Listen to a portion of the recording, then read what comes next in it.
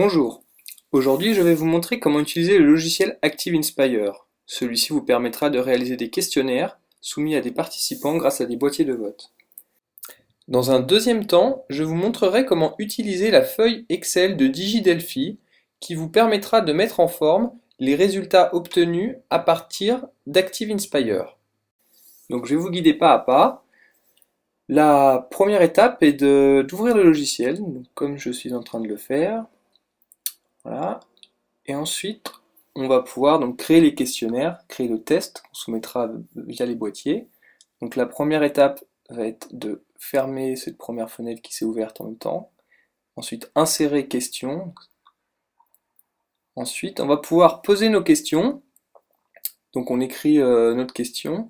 Et à partir de là, on va pouvoir choisir quel type de question on veut. Donc là, on a mis choix multiple et on met quelle possibilité on veut que le participant puisse répondre. Donc là, bleu, rouge, jaune, vert. Un deuxième type de question peut être le oui-non. Donc on change en haut à droite. Donc là, on peut répondre que par oui, que par non. Ensuite, on peut faire trier par ordre. Donc en fait, le participant triera sur son boîtier les différentes possibilités qu'il a. Ensuite, la quatrième question, ça va être une question, ce qu'on appelle numérique. Donc ici, le participant aura qu'à rentrer son âge exact par le biais du clavier.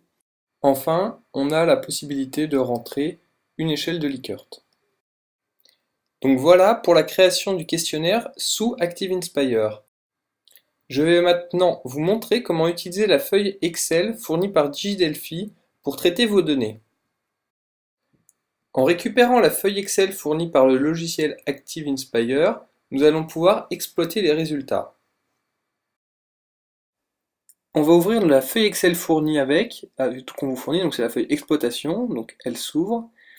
Et là, il va falloir récupérer donc dans la feuille envoyée par le logiciel, donc ici qui s'appelle résultat 1, certaines choses. Donc dans l'onglet par question, on fait un CTRL A, CTRL C pour copier. Puis dans la feuille exploitation, on revient sur l'onglet par question et là on fait un CTRL V pour enregistrer ce qu'on a copié précédemment. On revient alors une nouvelle fois dans le fichier résultat 1 où cette fois-ci on va sur l'onglet page de questions et on va cette fois encore faire la même chose, donc CTRL A, CTRL C, puis on va revenir sur le fichier exploitation et dans l'onglet page de questions, on va coller ce qu'on vient de copier en faisant CTRL V.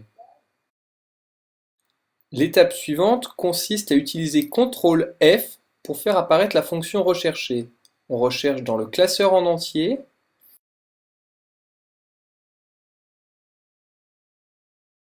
On va rechercher les points qu'on va remplacer par des virgules. On fait remplacer tout. Donc là il y a un message d'erreur mais c'est pas grave. Et ensuite, on peut fermer la fenêtre. On peut alors cliquer sur l'onglet Exploitation et renseigner le nombre de participants dans la case jaune. Ici, c'est 6. On a alors notre page de résultats.